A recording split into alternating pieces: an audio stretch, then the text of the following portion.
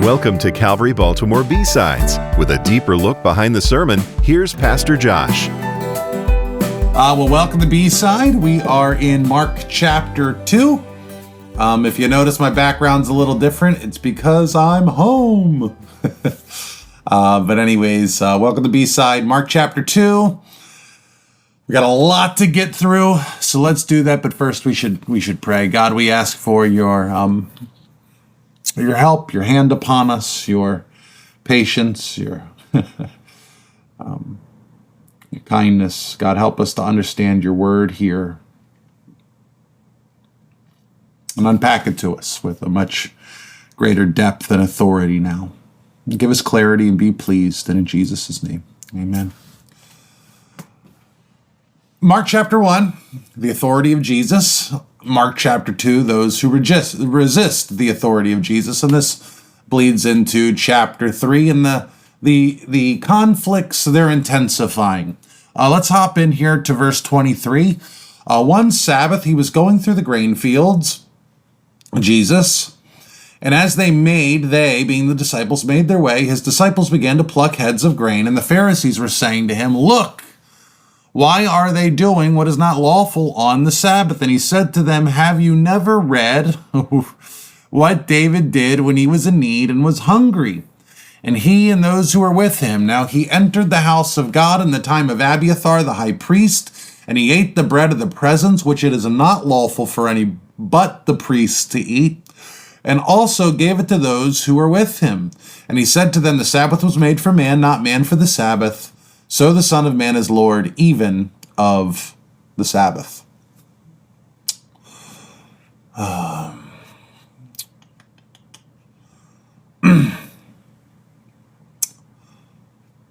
Jesus at base level here is saying that the bread of the presence, which was sacred, was commanded by God not to be eaten by anyone except the priests. And that even if the disciples were breaking the law by picking this wheat, which they're not, but even if they were, I believe Jesus is pointing to the spirit of the law.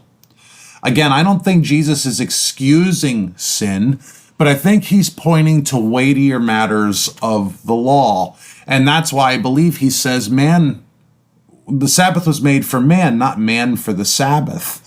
That man is weightier than the Sabbath. The Sabbath was made for the betterment of man, not man to serve the Sabbath. And this concept of weightier laws than other is really a strong Hebrew idea that I think we can miss if we solely focus on the New Testament, because we don't come across as many of these stories.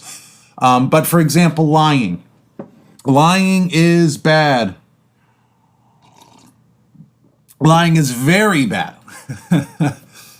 And lying is bad not only because it's contrary to who the person of Christ is, who God is. God is truth. So to lie is to act like the father of lies, Satan. It's the opposite of God. So lying, bad, bad, bad, bad, bad.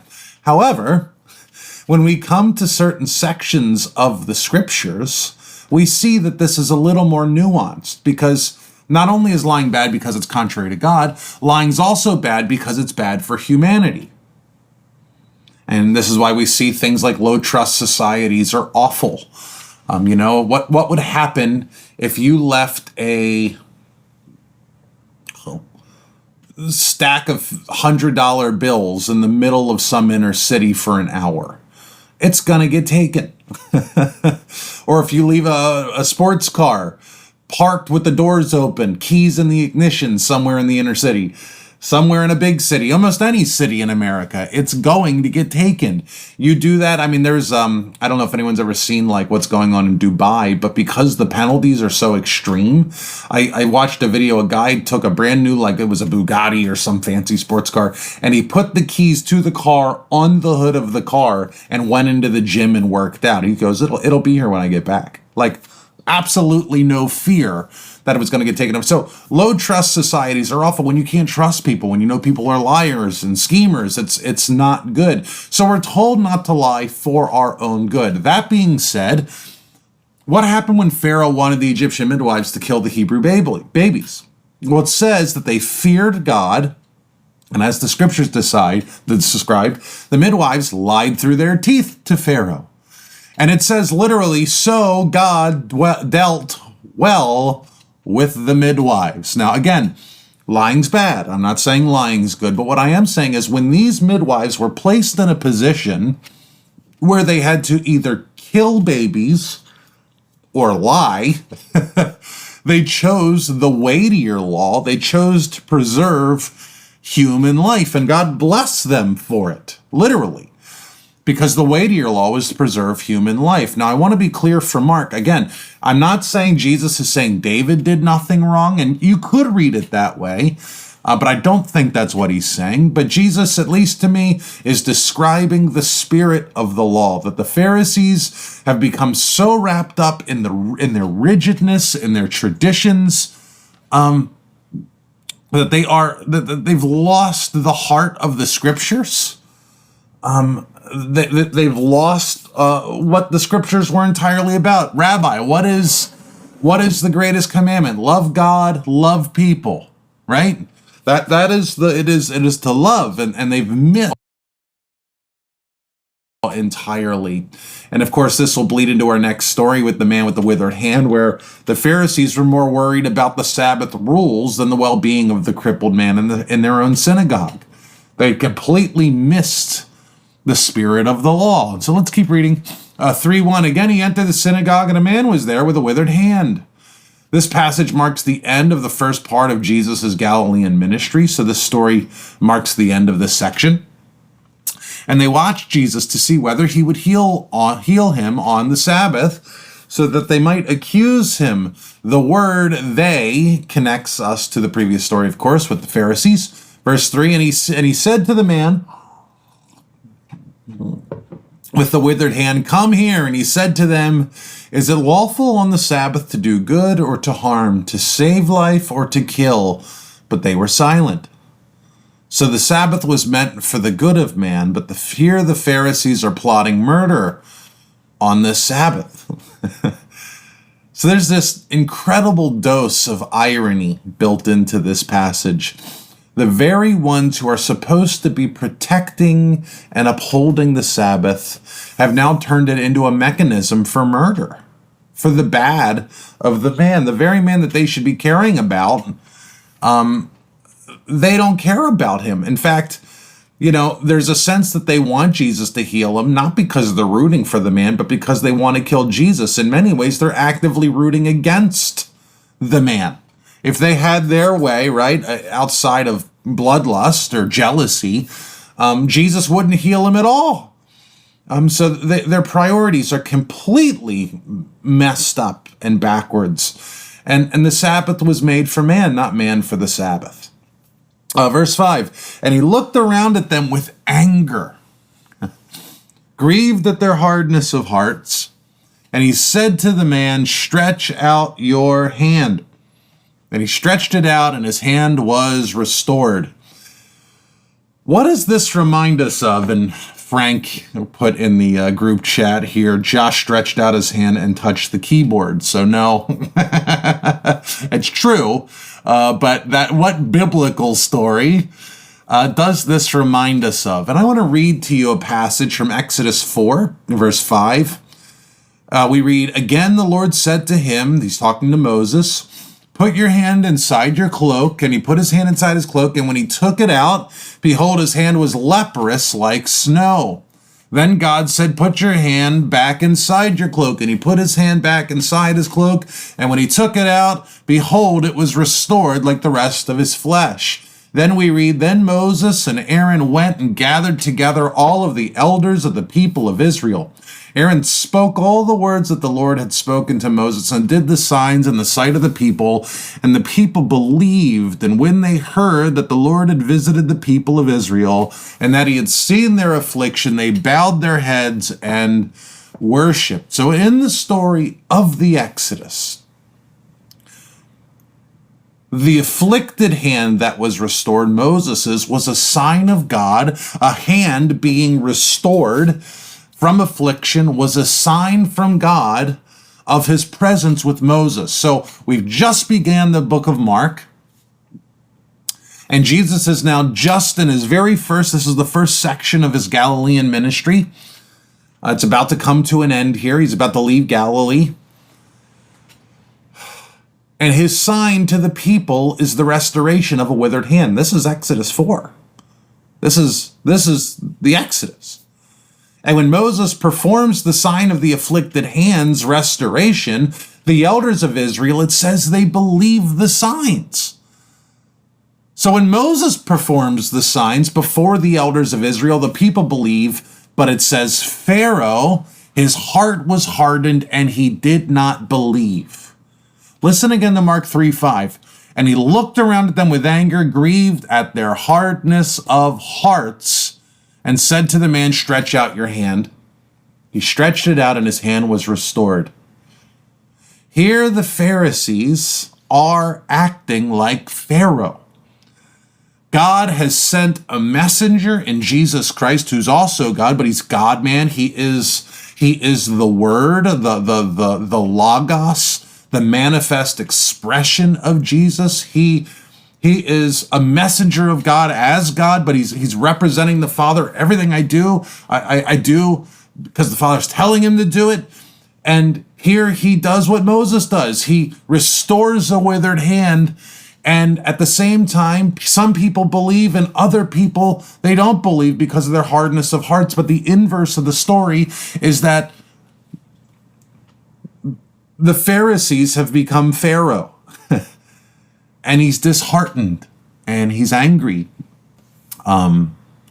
which is tragically ironic. Verse 6.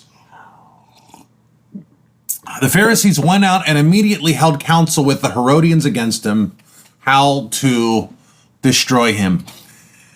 In both Matthew 12:14 and Luke 6:11, both of those stories leave out the description of the Herodians.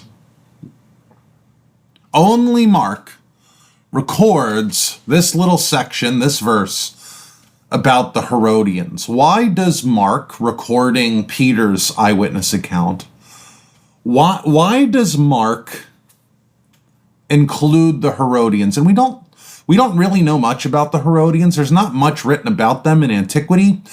We do know, however, from an early Roman Jewish historian by the name of Josephus, he references them as, quote, partisans of Herod, unquote, meaning Herod the Great. So the Herodians, it seems, were sympathizers and supported Herod's cause and the Herodian dynasty. Herod, of course, being ethnically Jewish, yet or being amalgamation of Rome, of all these different nationalities, but in many ways he's as a foreigner. He's someone who has no right to the throne of Israel, and is a wicked man. And so I want to close with three thoughts. First, this one's a little long, and this is what I really wanted to share on Sunday, but it just, for time's sake, it wasn't going to fit. And, here's a great way to pray for me, right? I want to, who says how long church needs to be, right? I should be able to preach for 2 hours if I want to, and I could if I wanted to. But, at some point, because of the time and place that we're in, you lose people. You talk too long, you lose people. They check out, they want to go. And my job as a pastor is to elevate them and try to get them, to have a stronger mind for the spiritual things of God, to want and sit and learn. It's part of the reason I do these B-sides, because I'm hoping one day I'll do a long teaching. Maybe we'll have like a shorter service and then a longer service where I can fit all this stuff. But one of the things I struggle with is sometimes when I'm talking about obscure passages of scripture, or I got to do lots of other readings, I'm just afraid I'm going to lose people that are just beginning their walk. And I don't want to win some personal thing that I'm trying to do, and then lose the person. So there's always a balance of not trying to be too heady or too Bible study, and you want to be able to preach and make things in a concise, put things in a concise way. But one of the things I really wanted to get to, and we just did not have time to unpack it because it's rather lengthy, is the story that Jesus quotes in our first conflict story. And it says, and this is what Jesus says, and he said to them, have you never read what David did when he was in need and was hungry, he and those who were with him, how he entered the house of God in the time of Abiathar the high priest and ate the bread of the presence, which is not lawful for any but the priest to eat, but also gave it to those who were with him. Why does Jesus reference this story? That just, why this story? Not bad, but just what is happening here? Why 1 Samuel 21? And what is he saying when he references it? Because of all the things Jesus could have quoted, this is a really shocking story. And let me tell you why I think he quotes this story. Jesus, at least not primarily, if at all, is not, I don't think he's giving a commentary on whether or when, if it is ever justified to break the law, to keep weightier law. I think that's part of what's happening here. He's getting to the spirit of the law, but he's kind of vague about it. And I think that's for a purpose. He instead puts the weight of this whole thing on his authority, that if they were breaking some law, since Jesus is Lord of the Sabbath, he can say it's now permissible, and what are you going to do about it? Remember Peter, he had that dream where all this unclean foods came down from a blanket, and God says, eat it. God he can abrogate any law he so chooses, and Jesus being Lord of the Sabbath, if he tells his disciples they can eat wheat, they can eat wheat. And that's where he puts the emphasis in how I taught it Sunday. But it could be that there's some weightier law stuff happening, and I do think that's part of it. But look at what Jesus says in Mark 2:26. In the time of Abiathar the high priest. And this is really tricky, because if anyone's familiar with the story from 1 Samuel 21, Abiathar was not the high priest at the time David took the bread of the presence. Jesus says, in the time of Abiathar the high priest, but Abiathar was not the high priest during this story. It was actually Abiathar's son, Ahimelech, who was it was actually Abiathar's father, Ahimelech, who was the priest at this time. And so that we don't get confused, which clearly I just did, I'm going to refer to Abiathar as son and Ahimelech as father. So we're going to use son, father. Jesus attributes it to son when really it happened at the time of the father. It wasn't Abiathar the son. The story happened during Ahimelech, the father's priesthood. And it's amazing how many scholars either claim that this is a scribal error. It was written down inappropriately. Jesus didn't mean that. Or it's amazing how many scholars actually throw up their hands, having no idea why Jesus would say Abiathar, the son, instead of Ahimelech, father. And see, I don't start reading the Bible presuming there might be a scribal error or Jesus messed up. That's not how I read the Bible. I believe if Jesus is saying son, when really it happened during the time of the Father, I believe Jesus must have a perfect reason for it because his word is perfect. And so after poking at this for a little while, I believe the reason Jesus does this, attributes this story to son and not father, is because of what happened in the story. And it's a little long, but I want to read it for you. And it's from 1 Samuel 21:1. First little coffee. Then David came to Nob, to Ahimelech the priest, and Ahimelech, father, came to meet David trembling and said to him, why are you alone and no one with you? The thought is, he knows Saul's after him and he's scared. And David said to father Ahimelech, The priest, the king has charged me with a matter and said to me, let no one know anything of the matter about which I send you and with which I have charged you. I have made an appointment with the young men for such and such a place. Now then, what do you have on hand? Give me 5 loaves of bread or whatever is here. And the priest answered David, I have no common bread on hand, but there is holy bread. If the young men have kept themselves from women. You notice the priest is willing to give David the bread on a condition. And so the priest doesn't seem to be thinking that this is highly inappropriate to give David the bread. Now, it wasn't lawful. He's stretching the law. But he seems to think that there's a provision here. Maybe he's thinking of the weightier matters of the law. I don't know. Then David answered the priest, truly, women have been kept from us always when I go on an expedition. The vessels of the young men are holy, even when it is an ordinary journey. How much more today will their vessels be holy? So the priest gave him the holy bread, for there was no bread there but the bread of the presence, which is removed from before the Lord to be replaced by hot bread on the day it is taken away. So it could be that David shows up on the Sabbath. David has shown up to this on the Sabbath, the day that they're getting rid of the old bread anyways. Now, the priests were still supposed to eat it in the temple, in the tabernacle, but they gave it to David instead. Again, there's a real stretching of the law here, but it seems to be the Sabbath day when they switched the bread anyways. So the priest, Ahimelech, the father, gave David the bread, which was only reserved for the priests. Then Ahimelech, the father, wanted to make sure that David and his men were not having sex with women.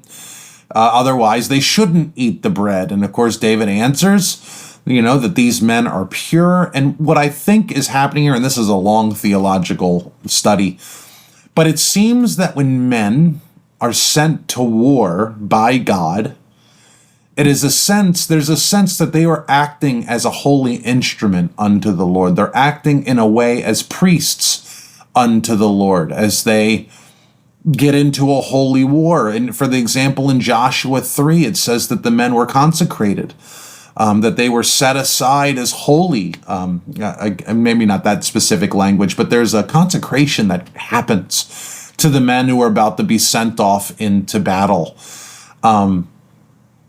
And the sense is that they were to be holy and that they were to cleanse the land of idolatry. It's a type of priestly work. And so David has already been anointed by Samuel. So first of all, he's a type of priestly king. He writes, remember, he dances before the ark. He writes psalms. So David's a type of priestly king. So he might be allowed to eat the bread anyways. But the men, David says that there are men on expedition. If these men were partaking in a holy war on behalf of something that God has, it could be that they were allowed to eat the bread if they were operating in the manner that they should. So I'm not saying these men weren't sinning, but there's enough here to say maybe they weren't. Again, things might have been stretched a little bit, but I'm not confident that David was sinning. And now again, he lied. He shouldn't have lied. But anyways, verse 7. 1 Samuel 21:7. Now a certain man of the servants of Saul was there that day, detained before the Lord. His name was Doeg the Edomite, the chief of Saul's herdsmen. So a man named Doeg sees David do this, takes the bread, takes the sword of Goliath, and goes and tells King Saul in the next chapter. And as the story goes, 1 Samuel 22, now Saul heard that David was discovered and the men who were with him. And Saul was sitting at Gibeah under the tamarisк tree on the height with his spear in his hand, and all his servants were standing about him. Saul is ready to kill. And Saul said to his servant who stood about him, hear now, people of Benjamin, will the son of Jesse give every one of you fields and vineyards? Will he make you all commanders of thousands and commanders of hundreds, that all of you have conspired against me? No one discloses to me when my son makes a covenant with the son of Jesse. None of you is sorry for me or discloses to me what my son has stirred up with my servants against me to lie in wait at this day. Then Doeg, the Edomite, who stood by the servants of Saul, I saw the son of Jesse coming to Nob, to Ahimelech, father, the son of Ahitub, grandfather. And he inquired of the Lord for him, and gave him provisions, and gave him the sword of Goliath the Philistine. Then the king sent to summon Ahimelech, father, the priest, the son of Ahitub, and all his father's house. The priests who were at Nob, and all of them came to the king. And Saul said, Hear now, son of Ahitub. And he answered, Here I am, my lord. And Saul said to him, Why have you conspired against me, you and the son of Jesse? And that you have given him bread and a sword, and have inquired of God for him, so that he has risen against me to lie in wait at this day. Then Ahimelech answered the king, And who among your servants is so faithful as David? Who is the king's son-in-law and captain over your bodyguard and honored in your house? Is today the first time that I have inquired of God for him? No. Let not the king impute anything to his servant or to all the house of my father, for your servant has known nothing of all of this, much or little. And the king said, You shall surely die, Ahimelech, you and all your father's house.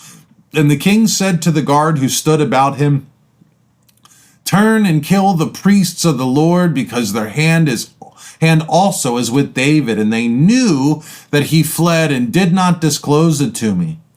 But the servants of the king would not put out their hand to strike the priests of the Lord. Now listen to this. This is crazy. Then the king said to Doeg, You turn and strike the priests. And Doeg the Edomite turned and struck down the priests, and he killed on that day 85 persons who wore the linen ephod. And Nob, the city of the priests, he put to the sword both man and woman and child and infant, ox, donkey, sheep he put to the sword.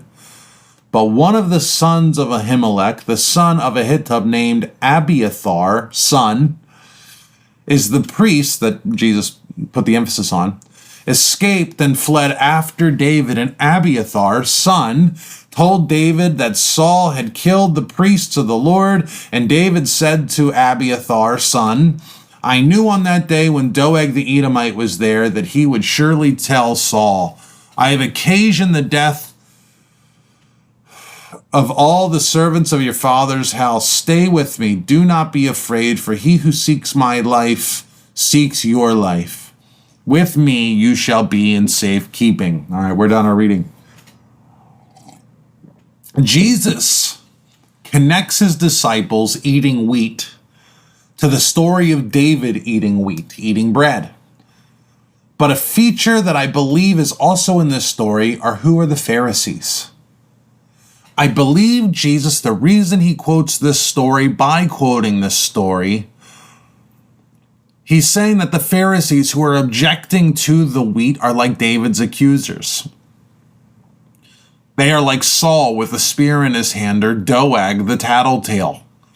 And the reason I believe Jesus attributes this story to Abiathar, the son, is not because Jesus misspoke or made some scribe made a mistake, but is Jesus' way of telling the Pharisees who they really are. Jesus knows exactly what he's doing.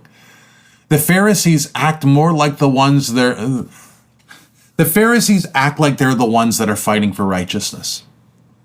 That they pretend to be loyal to the kingdom. That they're the ones who pretend to uphold justice in the land. Maybe they really believe it, when really they're just like Saul and Doeg. They are the ones who accuse and pursue and plot and crush the righteous. They are evil leaders. Like Doeg, they watch at the temple seeking to get dirt. Like Saul, they plot the murder of the innocent and will demand the death of the high priest. But remember, Jesus, referencing 1 Samuel 21 and 22, continues into the story of the healing of the man with the withered hand. And at the end of the story of the man with the withered hand, because remember, these two stories are meant to be connected, Mark 3:6, the Pharisees went out, held counsel with the Herodians against him, how to destroy him. And here is what is so fascinating to me, is if the Pharisees are like Saul, well, then now we understand why Mark is the only one who records the reference to the Herodians, to the role of the Herodians, and why Mark records their name. Because they're like Doeg. That just as Saul used Doeg to kill God's high priest, and priests, plural, so will the Pharisees use the foreigner, Herod, and the Herodians, those loyal to Herod and Rome, to kill Jesus and eventually many of the disciples. So here's what I think's happening. Here is Jesus, and he is calling the Pharisees and the Herodians Saul and Doeg. As Saul sat there and that spear in his hand, he wants the death of David. And he's willing to make an alliance. He's willing to call upon the foreigner to kill him. And here are the Pharisees, like Saul. They are the religious leaders of Israel, the rulers of Israel, and yet they sit there with spears in their hand, metaphorically. They are ready to kill David, the son of David, Jesus Christ. And when the people won't do it, when no one else will accomplish it, or maybe they can't, they make allegiances here in Mark chapter 3 with Doeg the Edomite, with the Herodians. They start to plot to kill the high priest. And as the book of Acts goes, they will kill many priests of the Lord and many of the disciples. So there's an unholy alliance happening here. Okay. Fascinating. I didn't want to lose anybody on Sunday, but I was all fired up about that. Our second point here, we got a long B-side today. Charles Spurgeon once said, do not tell me what you know, tell me what you have done with what you know. Do not tell me about your new doctrine. Let me see the fruit of it in your life. The Pharisees were typically brilliant. They would have the first 5 books of the Bible memorized, of course, the commentaries memorized. They were very smart, and yet they knew very little. Jesus says, haven't you read? And he said this because though they memorized the scriptures, they didn't really know the scriptures. They didn't understand they understood the letter of the law, not the spirit of the law. They had all head knowledge, no heart knowledge. And again, what a warning to us that we must not simply know the word, we have to live it. That we must not simply learn of Jesus Christ, we must follow him and build our life upon him. And here are the Pharisees. And here is a man in their synagogue with a deformed hand, and not one of them is rooting for this man to get healed, at least not for the sake of the man. And they could probably each write a 500-page book, the Pharisees, on compassion, on mercy throughout the Old Testament. And yet here they are proving that they have applied none of it to their own lives. They're rooting against a man getting healed. Very much like, in some ways, like a college professor teaching Business 101, having never run a business. They act like they are experts of the law, yet they haven't applied any of it. Don't tell me what you know. Show me what you know. And many Christians are this way. They wear cross necklaces and they attend church, and that's great. But are you living life in light of the cross? Are you living life in as the true bride? You see, we must be careful. We do not want to have the appearance of godliness, but are devoid of its power. And just to be clear, because we don't want to swing too far the other way, knowledge is not the enemy. Knowledge is good. You should learn as much as you can. and learn as many deep things of theology as you can, that's a good thing. But it's also not a replacement for a relationship with the Lord. And this is really important to me as a pastor. I take this very seriously because pastors really get into a horrible trap where they pick up their Bible and after time, they only read it to try to figure out how to preach it. They read it in a way as to how to apply it to the people of their congregation, and they lose it for themselves. And this is not good. This is one of the reasons why I have a personal devotion every day for me. Because the number one thing you need from your pastor is not oratory skills or business savvy or anything else. It's that I'm a godly man. I have to be living the truths of Scripture.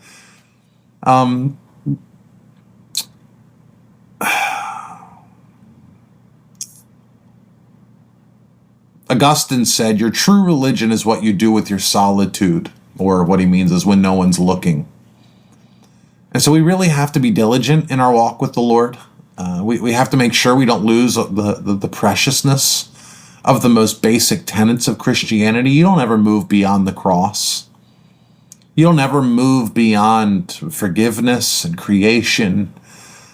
We don't want to lose the life-altering power that is in those things and get all puffed up with head knowledge and no heart knowledge. So we need to make sure that we're really living this. Otherwise, what good does it do us? It proves that we don't really know it at all. And then thirdly, and one more thing before we go, very clearly in the book of Revelation and the rest of the Bible, there's an intimate connection between big government and Satan's agenda and the Antichrist's agenda. We see that with Pharaoh, or the mark of the beast, not being able to buy or sell anything outside of governmental approval, or, of course, Babylon, or the beast's armies at Armageddon. Big government is part of the Antichrist agenda. We don't want big government as Christians.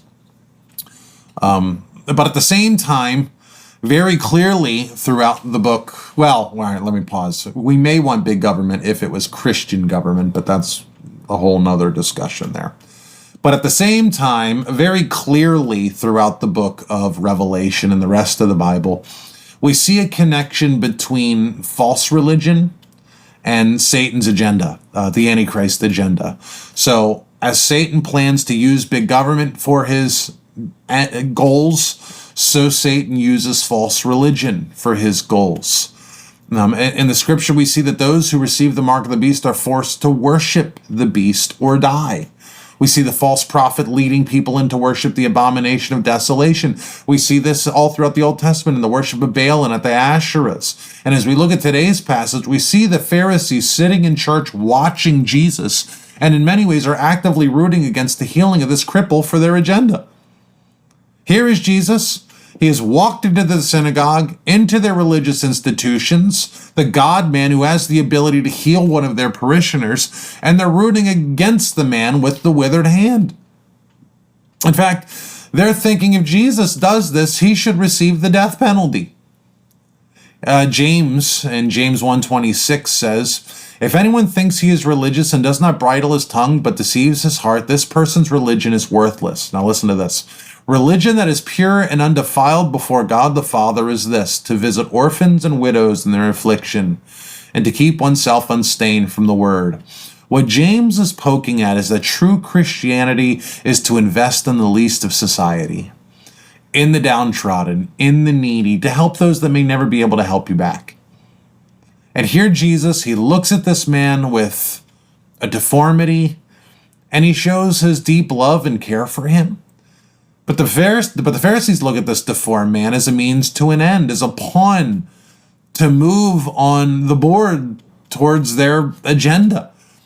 For example, I was just listening to a podcast of an Iraqi war veteran, and he said in Iraq there was a real problem with car bombing. So there's, when we invaded in Iraq, of course, Desert Storm, and then of course later, Americans would have checkpoints all over the cities and at their base camps, and Muslim men would sometimes drive up to these checkpoints with huge bombs in their car and blow up and kill our men that were guarding the checkpoints.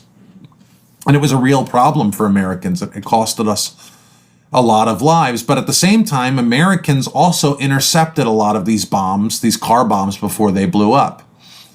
And one of the things that they realized early on is that a lot of these suicide car bombers were actually zip tied or tied to the seats, to the steering wheels, that they were being forced to blow themselves up, or their families would be murdered, or something horrible would happen to them.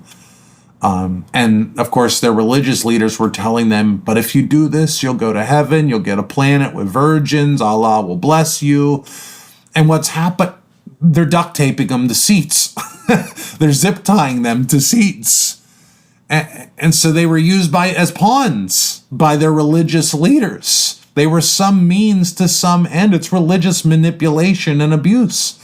I think of the 1500s with the Catholic Church and this major uptick in its increased sales of indulgences. Of course, indulgences, you would throw money at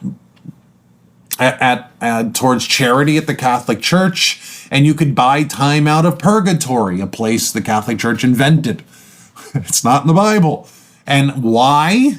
Why? To fund the construction of St. Peter's Basilica in Rome. St. Peter's Basilica in Rome was an enormous project that required vast sums of money. And so the church needed to raise capital. And how did they do that? By trying to increase the sales of indulgences. And they would send out preachers like Johann Tetzel.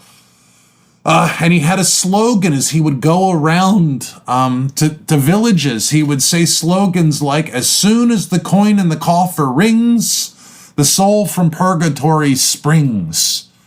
And again, this is religious manipulation. The Pharisees had turned religious, and thinking of the Pharisees here, the Pharisees had turned religion into something other than what it should be. It became it became burdensome. It became a means to control the masses, a means to seize power.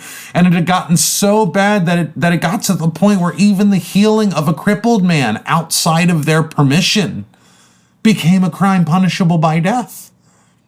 And in the end times, those who refuse to receive the mark of the beast, to worship the abomination of desolation, they will be put to death. So this is Satan's plan. We see it all through the Bible. Yes, he wants to weaponize the Herodians. He wants to weaponize big government and Herod and Pilate. But he also wants to weaponize religion, false religion, towards his agenda and against Christ's church. And this is how it was in the time of Jesus. It's how it was throughout the latter New Testament, throughout the early church, throughout the Middle Ages. Now, Satan's plan is to weaponize big government, big religion against God's true people. And we need to be clear, and we need to be sharp and make sure that we understand what's happening and that none of this is happening on accident. Satan is working throughout the background. I was talking to my wife yesterday about that Rolling Stones song, Symphony of the Devil. It's woo-hoo, pleased to meet you, won't you guess my name? And I was she's like, I know the song, but I don't know what it's about. And I was explaining how it talked about all these horrible moments throughout human history, but someone was orchestrating it. And of course, won't you guess my name? It's Satan, it's Symphony of the Devil. And the same thing's true with church abuse. We see all these pastors, sexual sins, and we see priests molesting children, really horrible things. We see financial abuses, not good. But we have to understand Satan's at work. And of course he's going to go after the bride of Christ. Of course he's going to try to mar her reputation. He's a slanderer. He's been a liar and a slanderer from the beginning. And here we see this really profoundly in our gospel reading today. So that's it. We made it. I have no idea what time it is. How long did we do this? 48 minutes and you guys hung in there. You're the best. You're the bee's knees, the cat's meow. Anyways, let's pray and we'll get going on with our day. God, we love you. We praise you. We thank you. We ask that you be with us today. We ask that you bless us today, restore us today, help us to do a good work today. And we love you deeply, God, deeply. So be with us now and rest us now. Help us to do a good work. And in Jesus' name, we love you. Amen.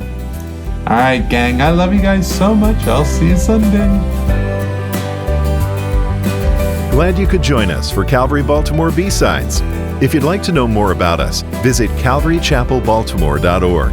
Our email address is calvarybaltimore1@gmail.com.